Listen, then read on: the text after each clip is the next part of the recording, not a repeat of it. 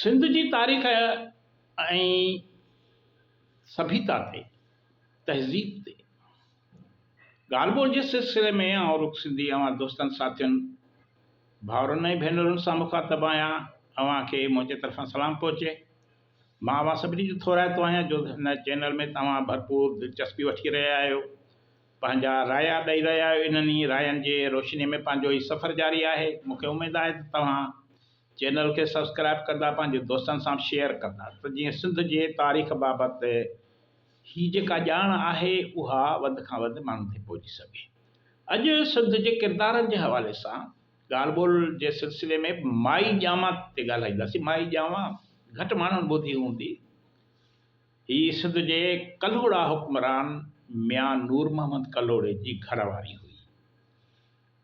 ॿुधायो वञे थो त हीअ इंतहाई औरत जेका सखी हुई, दीनदार हुई ऐं समाज सुधारक हुई। मियां अब्दुल नबी जेको कल्होड़ो ऐं मियां गुलाम नबी कल्होड़ो मियां माई ॼामा जा पुट हुया ऐं ज़िलो जेको आहे सांगड़ जे मशहूरु ज़मींदार मिठा ख़ान जूणी जे जी हीअ धीउ हुई। माई ॼामा मिठा ख़ान जूणी जे जी जेको सांगड़ जो ज़मींदार हो, हुनजी धीउ हुई। संदसि शादी थर जे मशहूरु आलम अब्दुल्लाह ॾेरे जे मार्फत मियां नूर मोहम्मद कल्होड़े सां थी, सिंध जे हाकम सां। माई ॼामा जी माई ॼामा सखावत में त ॾाढी मशहूरु हुई। हिन केतिरियूं मस्जिदूं ऐं खूह बि खोटराया। हिन चोटियारियुनि में बि हिकु मस्जिद जोड़ाई जिते मखदूम अब्दुर्रहीम गिरोहड़ी जे उस्ताद मियां मुबीन कीरिए जहिड़ा आलम ऐं बुज़ुर्ग रहिया, तैलीम ॾिनी, दीनी तैलीम शागिर्दनि खे ॾिनी। इहा जेका मस्जिद आहे चोटियारियुनि खां ॾखण ऐं ओलह तरफ़ तक़रीबन 1 किलोमीटर जे मुफ़ासिले ते वारीअ जे दड़े ते मौजूदु आहे, जंहिंखे वरी जोगियुनि वारी भिट बि चवंदा आहिनि उन वारीअ जे दड़े खे।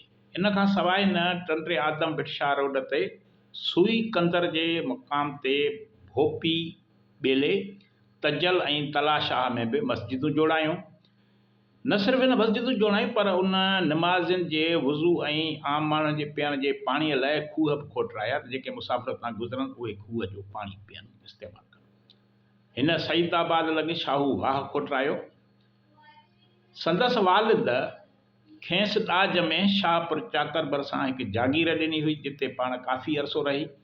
संदसि जागीर में रहाइश वारी जाइ ते मियां नूर मोहम्मद कल्होड़े अलाहाबाद नाले सां हिकिड़ो शहर तइमीर करायो।